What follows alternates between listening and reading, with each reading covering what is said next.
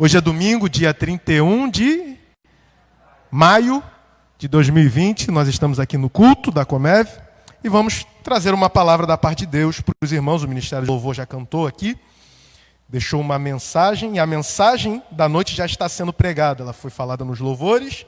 A palavra de oferta falou sobre semente, a certeza. E eu quero trazer uma palavra aqui essa noite sobre Salmos de número 1. Então você que pode, abra sua Bíblia, seu aplicativo, não sei como você está usando nesse tempo. Salmo de número 1. É muito breve o que eu quero transmitir, né? Para você que está nos acompanhando aí, desliga qualquer outro meio que possa te desfocar, te distrair. E eu tenho certeza de que Deus já está falando e vai confirmar ao seu coração. Salmo de número 1. Todos acharam? Amém? Vamos ler. Diz assim: Bem-aventurado o varão que não anda segundo o conselho dos ímpios, nem se detém no caminho dos pecadores, nem se assenta na roda dos escarnecedores. Antes tem o seu prazer na lei de Deus, e na sua lei medita de dia e de noite. Será como árvore plantada junto ao ribeiro de águas, a qual dá o seu fruto na estação própria, cujas folhas não caem ou não murcham, e tudo, absolutamente tudo, quanto fizer, prosperará. E você diz amém. Meus irmãos, alguns rabinos judaicos, eles fazem uma divisão do livro de Salmos, ou eles entendem que o livro de Salmos é composto por 5 livros. Essa divisão é feita a partir da sua mensagem. Então eles compreendem que assim como o Pentateuco ou a Torá, ela possui os 5 livros, ou os 5 primeiros livros, Gênesis, Êxodo, Levítico, Números e Deuteronômio, assim também é o livro de Salmos acerca da sua mensagem. E eles aprendem e dizem que esta mensagem do livro de Salmo, dos 5 livros, ela é semelhante à Torá ou ao Pentateuco. Tá? Então eles fazem esta interpretação. O livro de Salmos é um inário que até os dias de hoje, ele é usado no culto judaico. São louvores que foram escritos por diversos autores, como Davi, como Salomão e outros que participaram com os seus escritos. No livro de Salmo você consegue enxergar um grande peso daquilo que de fato é o homem, daquilo que nós verdadeiramente sentimos. Mas todo o livro de Salmos carrega uma única mensagem: que a Deus seja dado todo louvor para sempre, porque Ele é digno, Ele é. Então você vai conseguir enxergar esta mensagem. Então, se você abrir a sua Bíblia, o primeiro livro que compõe o Pentateuco é Gênesis, ou Bereshit, que fala do princípio, ou o início de todas as coisas. Então no capítulo 1 de Gênesis vai dizer que no princípio criou Deus os céus e a terra era sem forma e vazia, e o Espírito de Deus se movia sobre a face das águas. Então fala também da construção ou da formação do homem. Você consegue enxergar isso no primeiro capítulo de Gênesis. Não diferente, Salmos 1 também vai falar a construção daquele que seria o verdadeiro adorador. Então o salmista, ele vai revelar aqui a diferença entre o justo, entre o ímpio, entre aquele que serve a Deus e aquele que não serve. Então, vamos observar aqui. A primeira coisa que eu quero chamar a sua atenção é que ele inicia dizendo bem-aventurado. Bem-aventurado é uma expressão judaica relacionada com muito abençoado ou duplamente feliz. Existem 2 grandes palavras que são utilizadas na Bíblia Sagrada para falar de bênção. E eu tenho a certeza que não vai confundir a sua mente o que eu estou falando, porque tenho certeza que de alguma forma você já ouviu isso. A primeira fala de bênçãos que são imerecidas. Seja, Deus, Ele abençoa a humanidade independente da sua condição, independente daquilo que o homem pode fazer para ele. Por exemplo, nós vemos nas Escrituras Deus abençoando a humanidade com o sol, com a vida. O próprio livro de Ageu fala que de Deus é o ouro e a prata. E nós vemos que Deus abençoa com riqueza a humanidade. Tem homens corruptos que são ricos, que possuem uma riqueza, pessoas que nada fizeram, nada agregaram, e hoje se beneficiam de ouro e prata nessa humanidade, enquanto tem muita gente que é justo e sofre, não tem acesso à riqueza terrena. Esta é o primeiro tipo de bênção. Bênçãos que são imerecidas, bênçãos que não refletem ou que não são dadas por causa da condição. O segundo tipo de bênçãos são a que nós chamamos de bem-aventuranças.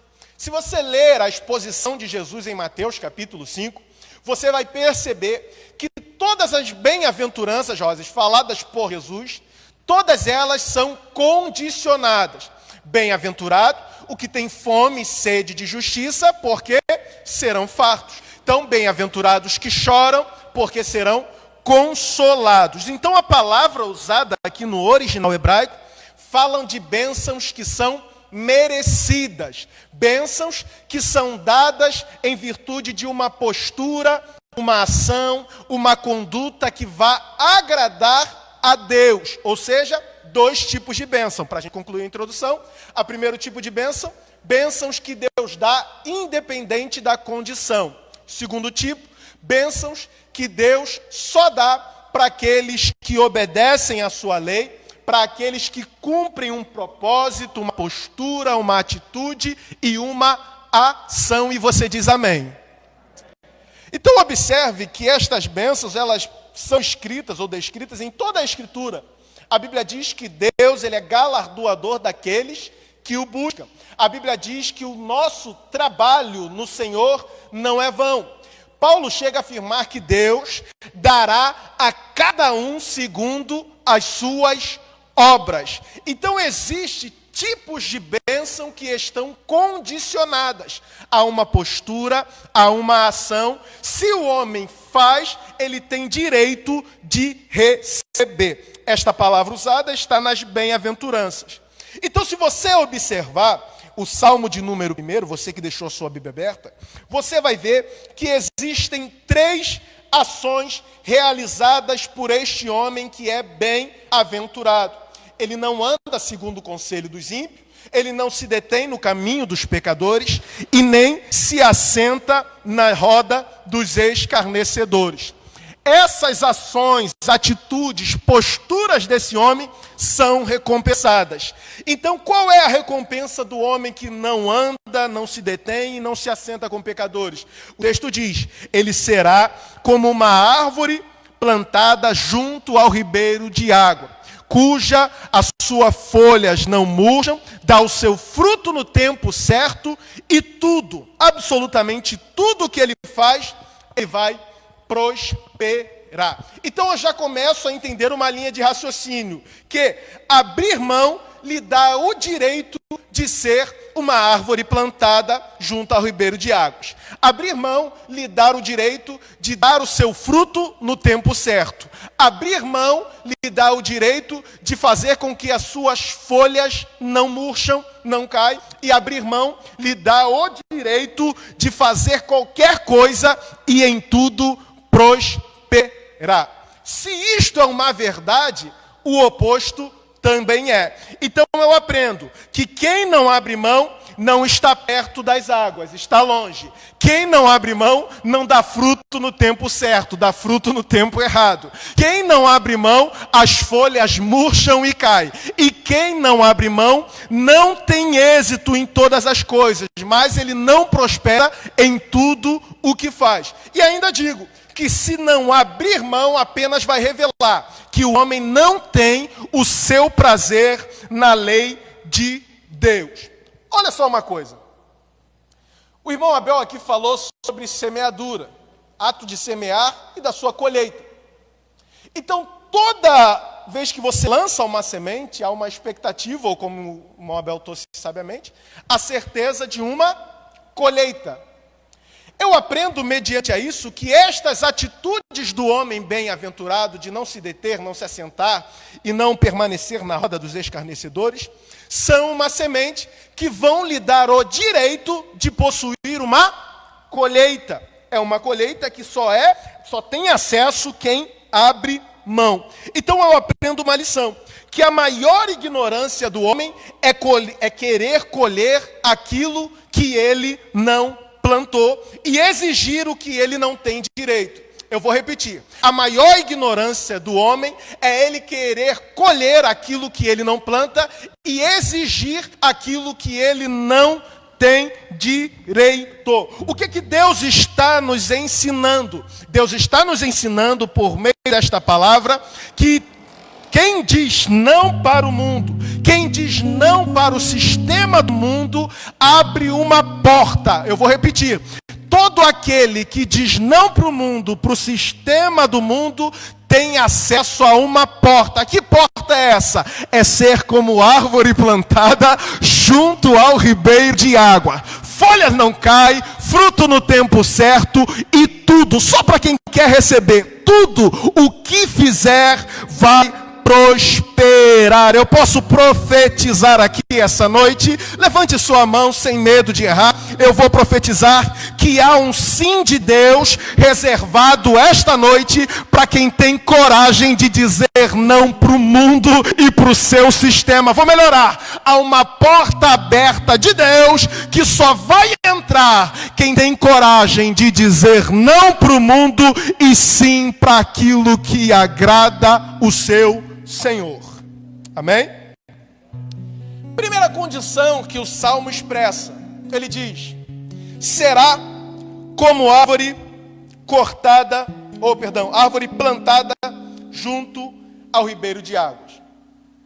Se você abrir a sua Bíblia, a primeira menção que fala desse conceito de árvore plantada junto, está quando Jacó reúne seus filhos estando no Egito, fecha sua porta, e agora ele vai declarar as bênçãos sobre cada filho.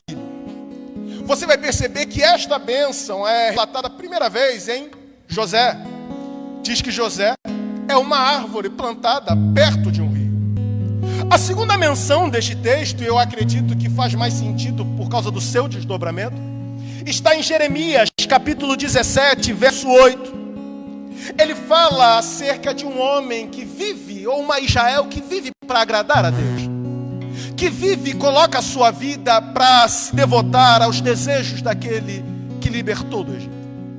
Então ele diz que ele será como uma árvore plantada junto às margens de um rio, e que vai estender as suas raízes até o ribeiro. Se você analisar esse conceito de árvore, você vai perceber que esta árvore que está plantada junto à margem do rio, ela tem a sua parte visível, o seu tronco, as suas folhas, o seu fruto. Mas a parte importante que é expressada em Jeremias 17 é a parte da sua raiz, que tem por obrigação buscar os nutrientes da água a fim de manter aquilo que é visível de pé. O segredo, Roger, é que raiz não aparece, raiz não fica exposta, mas a função da raiz, ela é fundamental para manter de pé aquilo que é visível. Eu aprendo uma lição aqui esta noite, que quando o que é oculto cumpre o seu propósito, o que é visível pode ser mantido. Quando aquilo que é oculto cumpre o seu propósito de achar nutrientes e trazer nutrientes, aquilo que é visível pode ser mantido. Eu estou meditando nisso essa tarde, e de tantas aplicações que nós poderíamos trazer essa noite. Nós vivemos numa geração que tem muito acesso às redes sociais, à mídia. Eu tenho lá meu Facebook, Instagram, e de fato, todo mundo que aqui tem Facebook e Instagram tem uma preocupação com aquilo que vai postar. você pode tirar 30 fotos, vai tentar colocar 400 filtros para escolher uma para postar. Ninguém posta comendo arroz e ovo, mas posta quando está no shopping, no rodízio, porque querem passar uma imagem para o mundo, para garantir diante do mundo uma boa reputação. E o que é reputação? Reputação é aquilo que entendem que você, ou aquilo que classificam você como ser. Então todo mundo quer passar essa imagem para garantir diante do mundo uma boa reputação. Durante esse tempo, nós vimos pessoas que nunca se preocuparam com a humanidade, que sempre tiveram dinheiro, foram capazes e seriam capazes de doar cestas básicas para moradores de rua e para pessoas que precisam. Mas viram na Covid-19 uma oportunidade de garantir uma boa reputação. Só que tem um problema, e eu aprendo uma lição, que uma boa reputação só será mantida se houver um caráter aprovado no secreto. Se boa reputação é o que dizem que você é, caráter é aquilo que você é quando ninguém está te vendo. Eu aprendo que uma boa reputação só pode ser mantida se houver um caráter aprovado no secreto. Aleluias. É isso que Jesus estava tentando pregar em Israel. Ele olhava para os fariseus que queriam garantir uma boa reputação, Wallace, diante do povo. Pareciam ser religiosos, santos, justos. E Jesus disse: não passa de sepulcros caiados. São bonitos por fora, tem uma bela aparência, uma bela formação, mas por dentro está tudo bichado, tudo podre. Está entendendo o que eu estou tentando dizer para você? Que está preocupado com a reputação, está preocupado com aquilo que o mundo vai dizer com você. Eu estou dizendo que uma boa reputação só pode ser mantida por um caráter aprovado diante de Deus. Aleluia. É por isso que Jesus é diferente dos fariseus. Se você lê a Bíblia, você vai perceber que em todo tempo Jesus se diferencia. E o termo usado é um homem que tinha autoridade. Por que autoridade? Porque ele tanto praticava aquilo que ensinava.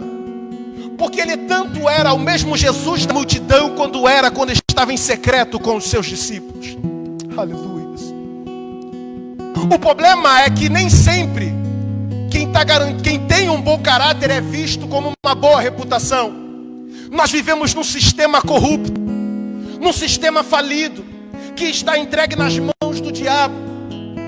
Então o que o mundo diz que é padrão para nós é diferente. O que o mundo aceita como certo, a gente prega aqui dizendo que é o errado. Então nem sempre um bom caráter vai ser garantia de uma boa reputação. Só que observe uma coisa, não foi diferente com Jesus. Isaías diz que ele foi cortado da terra dos viventes. Só que observe o fato, aonde Jesus terminou. Cortaram a árvore Jesus, mas ele termina no trono, ele termina no céu. Então talvez Deus esteja chamando uma atenção para mim e para você. Qual é? Que é melhor ser uma árvore cortada com a raiz preservada do que ser uma árvore crescida com raiz danificada. Oh Espírito Santo de Deus, eu quero liberar uma palavra para você esta noite. Eu sinto a autoridade de Deus aqui neste lugar. Eu vim dizer que tentam te cortar no teu trabalho, tentam te cortar onde você passa. Por quê? Porque você é diferente. Você não é o politicamente correto. Quem você é? Você é alguém com um caráter aprovado diante de Deus. Então levante essa mão, dá um sorriso com essa máscara, porque eu vim dizer para você que é melhor ser uma árvore cortada aqui na terra, mas com a raiz preservada, do que uma árvore crescida com raiz danificada. Aleluia. Oh Espírito de Deus, eu observo esse texto. O texto diz que por ela estar plantada junto, para crescer, para dar fruto, para as folhas aparecerem. Ela não precisa de uma demanda grande de força, porque as suas raízes estão conectadas com aquilo que é a fonte dos seus nutrientes, que é a água. Ou seja, ela não vai crescer pela força que ela faz.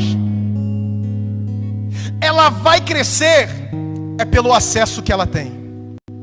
Eu vou repetir para você pegar.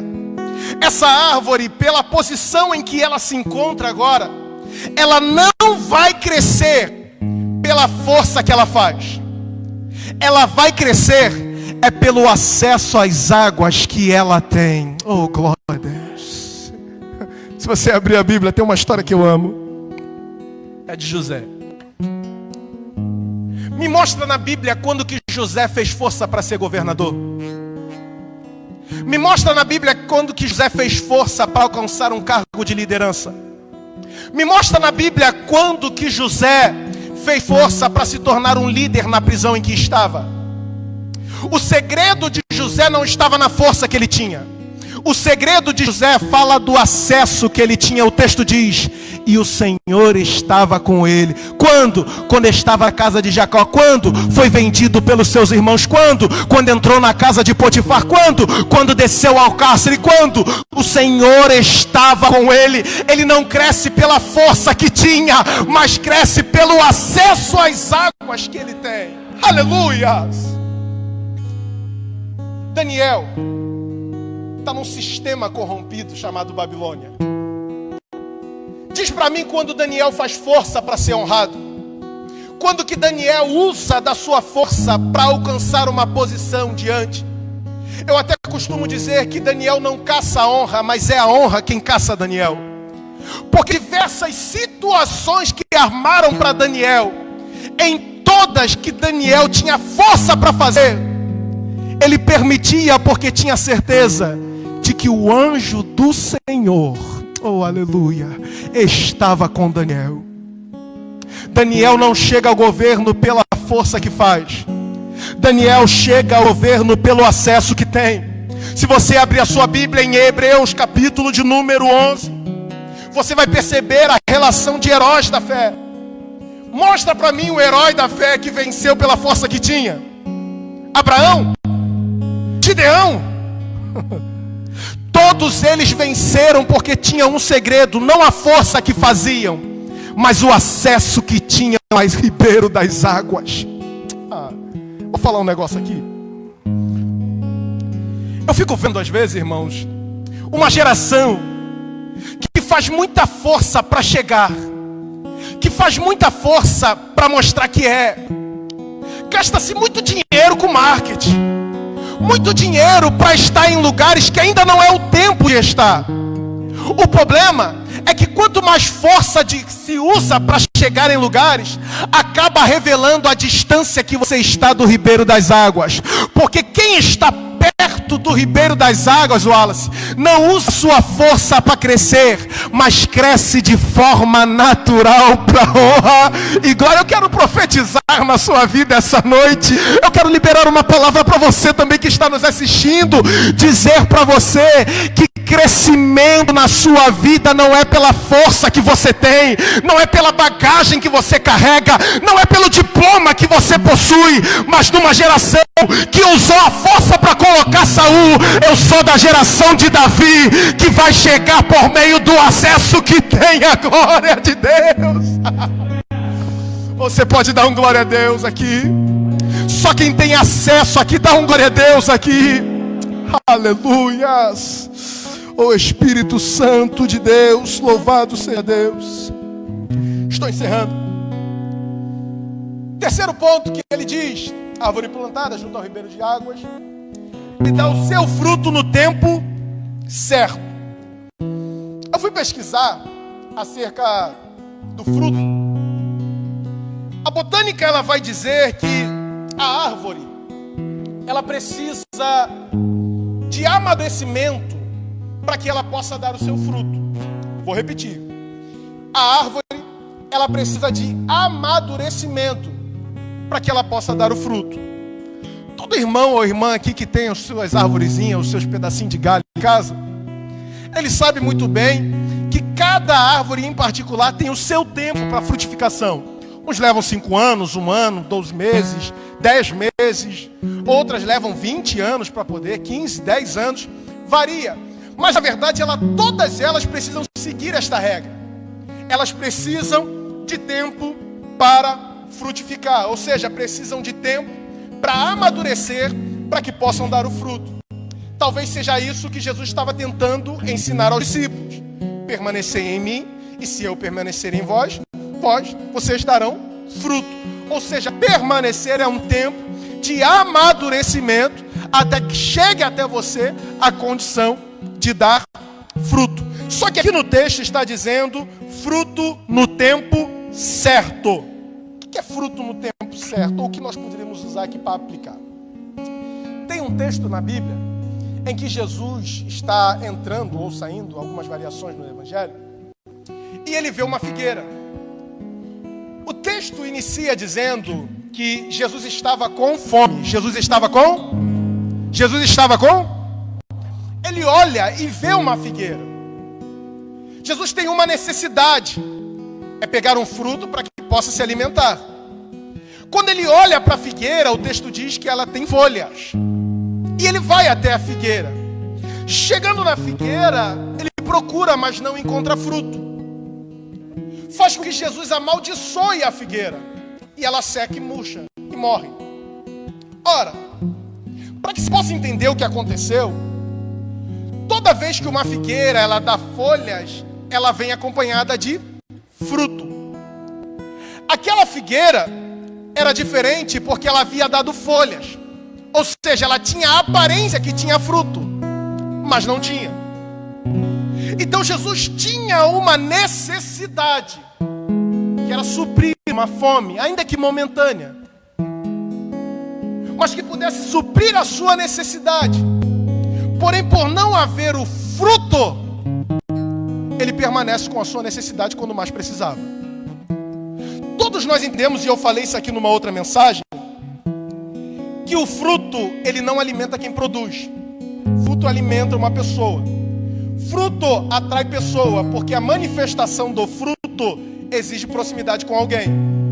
Gálatas capítulo de número 5, verso de número 22, o apóstolo está descrevendo acerca da vida cristã e da vida daquele que está ligado no Espírito com Deus. Ele dá fruto. E o fruto tem os seus 9 gamos. Ele fala sobre paz, mansidão, domínio próprio e demais coisas. Estes frutos servem de alimento para alguém. Então, para que você manifeste o fruto, você precisa de proximidade com uma outra pessoa. Então, observe que existe uma necessidade em Jesus. Eu tenho fome. E quando ele vai procurar na árvore, ele precisa encontrar o fruto.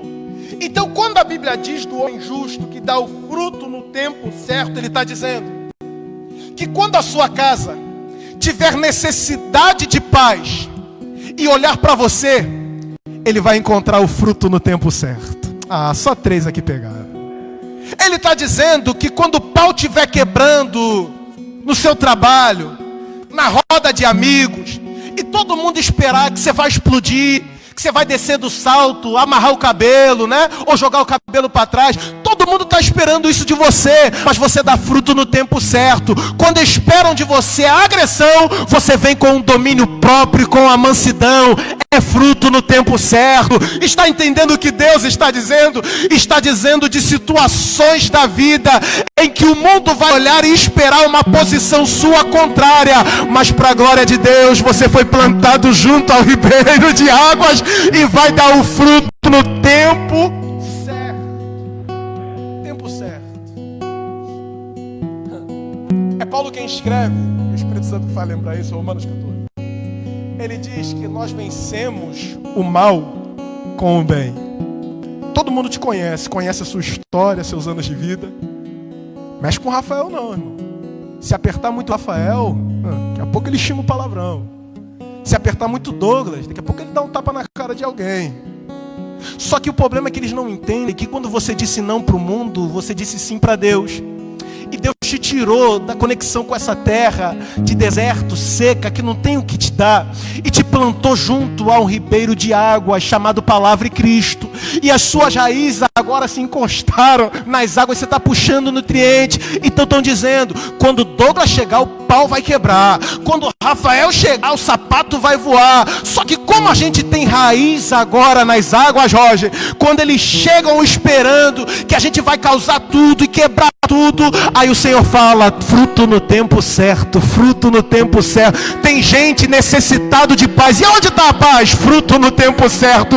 Tem famílias precisando ouvir mansidão, e onde está a mansidão? Fruto no tempo certo. Deus vai começar a levantar homens e mulheres que têm contato com o ribeiro de águas para alimentar a necessidade de um povo vazio, aleluia, nesse mundo e deserto.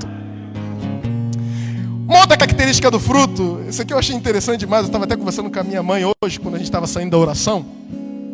Eu fui falando com ela ali no caminho da 47, que os estudiosos explicam que, segundo uma espécie das angiospermas, elas criam um fruto e colocam sempre a semente dentro.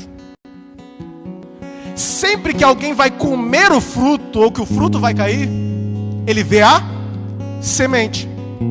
Então todo o fruto dessa espécie carrega a sua semente. Então eu aprendo uma lição, trazendo isso para a nossa vida espiritual, que a manifestação do fruto, na verdade, está escondendo uma revelação. E qual é? A semente. Aí 1 João capítulo 3, ele escreve de forma fantástica, que nós carregamos a semente de Deus. Oh, Jesus. Então toda vez que eles vêm necessitados de paz e dá uma mordida em você, eles sentem um gostinho de Cristo na vida deles. Toda vez que eles estão necessitados de mansidão e pegam em você, eles sentem um gostinho de Cristo, porque a manifestação do fruto vai revelar a semente de Deus que está em nós. Para honra e glória. Irmãos, eu estava falando na juventude, não sei se foi essa semana passada, tivemos uma reunião de diretoria e depois a gente comentou algumas coisas. Eu estava falando da necessidade de que nós, como cristãos, jovens, precisamos saber nos posicionar diante dos problemas que nós estamos enfrentando na humanidade. Então você vê que há um ataque a valores e princípios que são ocultados entre direita e esquerda, mas na verdade nós sabemos que é um sistema corrompido que está tentando atacar os valores que são do Evangelho, que são inegociáveis. É uma frase do pastor Silas Malafaia, que amar a todos não significa amém para tudo. Então é de fato uma verdade. Eu estava falando para eles que nós precisamos ter a capacidade de entrar em qualquer assunto, seja política, comunismo, direita, esquerda, marxismo e tantas outras coisas que hoje cercam a sociedade. Não é ser um curioso, é saber daquilo que se está falando. Então eu estava falando de alguns livros que eu estou estudando, estou dando uma leitura. Só que Paulo afirma em Colossenses capítulo 4, verso de número 5, dizendo que nós, cristãos, precisamos agir com sabedoria com os que estão de fora, aproveitando todas as oportunidades. Aquela discussão do Facebook é uma oportunidade. Aquela briga por causa de futebol é uma oportunidade. Aquela conversa sobre usar produto químico no cabelo ou crescer de forma natural é uma oportunidade. Oportunidade para quê? Para você manifestar o fruto e revelar a semente de Deus. Eu vim dizer para você, quer conversar sobre política? Os crentes da Comédia sabem conversar. Quer conversar sobre moda? Os crentes sabem conversar. Mas entenda que em toda a nossa conversa vai terminar revelando uma semente, que é: Cristo veio para salvar e libertar de todo jugo do inferno e do mal. Levante suas mãos aqui, que eu quero profetizar que Deus vai retirar as escamas dos seus olhos, e você vai ver nesses debates que parecem ser fundamentos a oportunidade de dizer: Jesus te ama, Jesus salva, Jesus cura e liberta, para a honra e glória do santo nome de Deus. E você diz amém? Glória a Deus. Deixa eu beber um pouquinho d'água.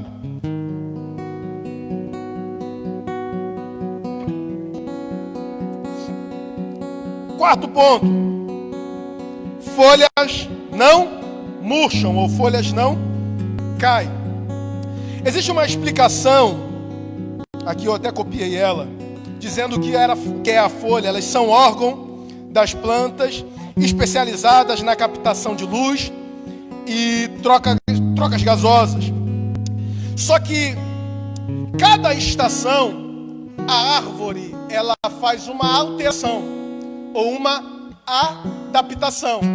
Então por isso que é natural que quando chega o outono, a temperatura ela cai um pouco, ou há uma preparação para o inverno, para que possa não gastar a sua energia com as folhas ou com as demais coisas. Para que ela possa se manter viva, ela precisa fazer alguns cortes.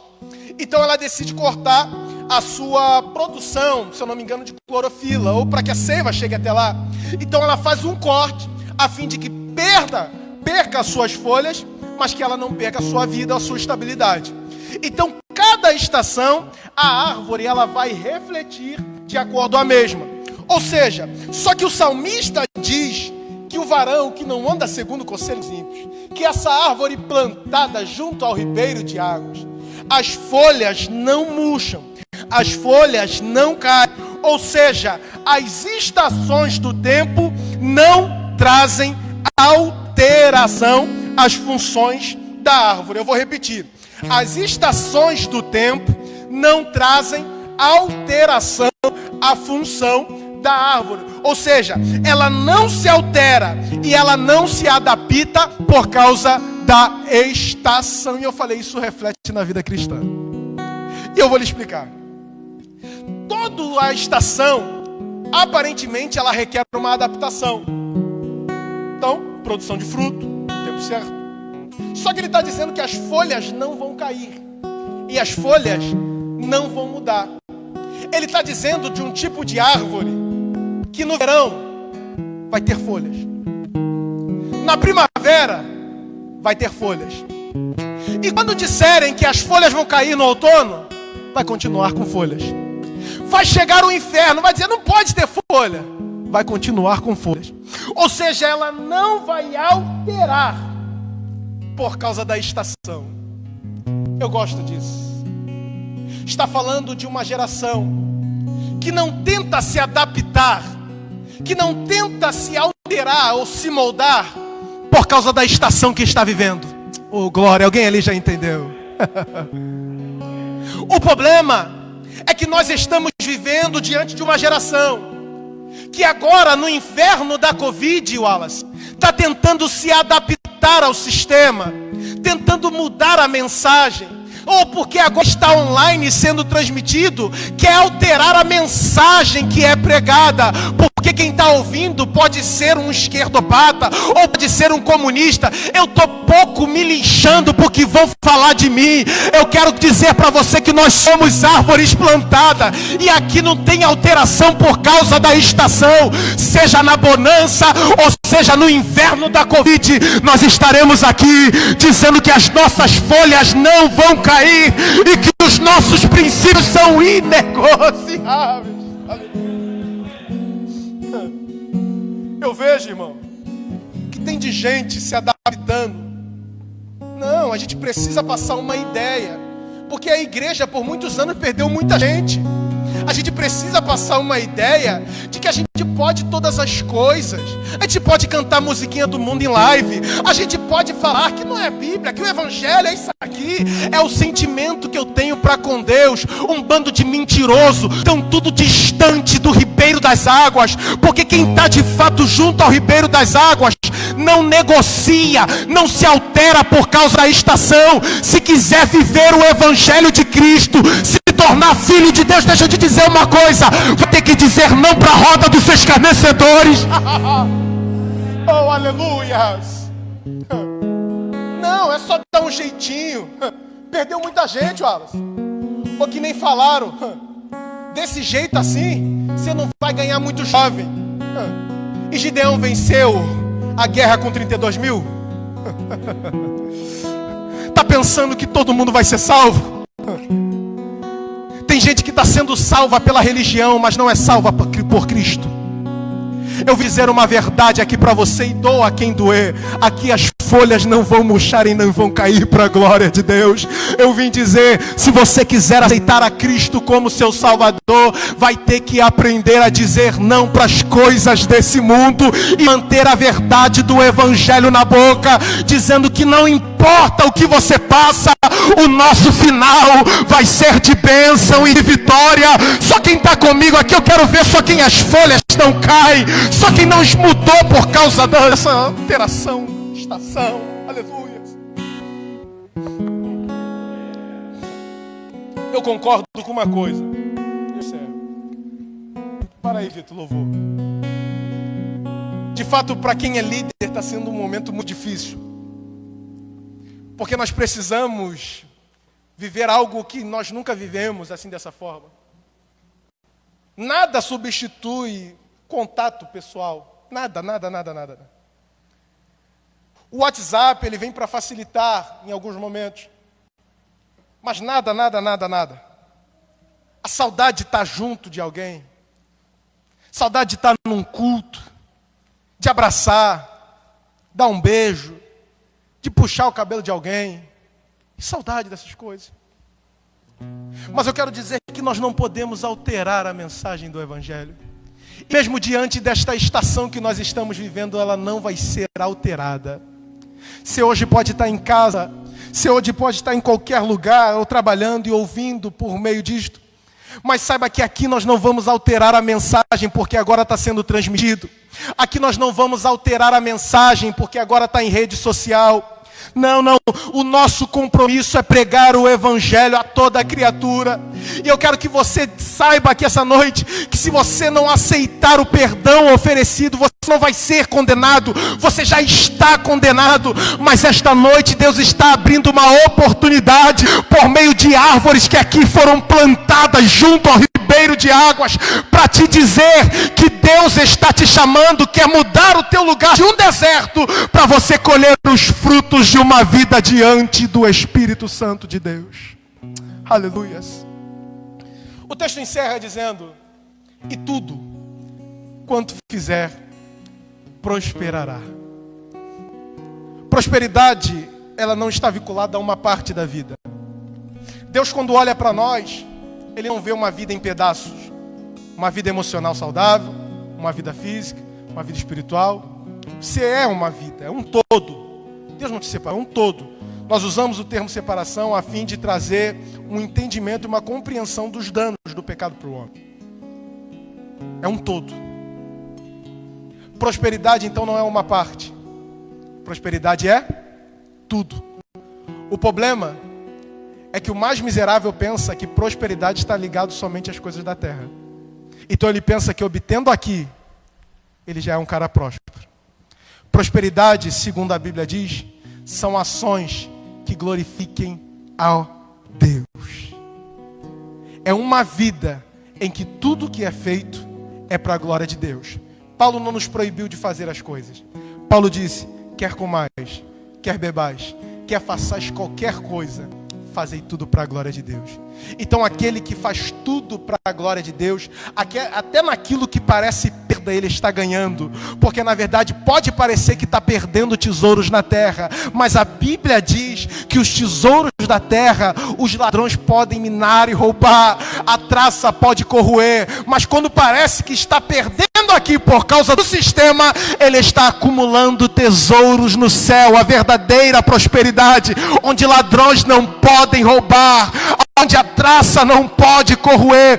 Eu vim dizer, para com esse negócio de colocar um conceito na sua vida, porque não tem uma pintura na sua casa dizer que você não é próspero, porque você não tem um papel colado na parede dizendo que você tem uma formação superior, dizendo que você não é próspero.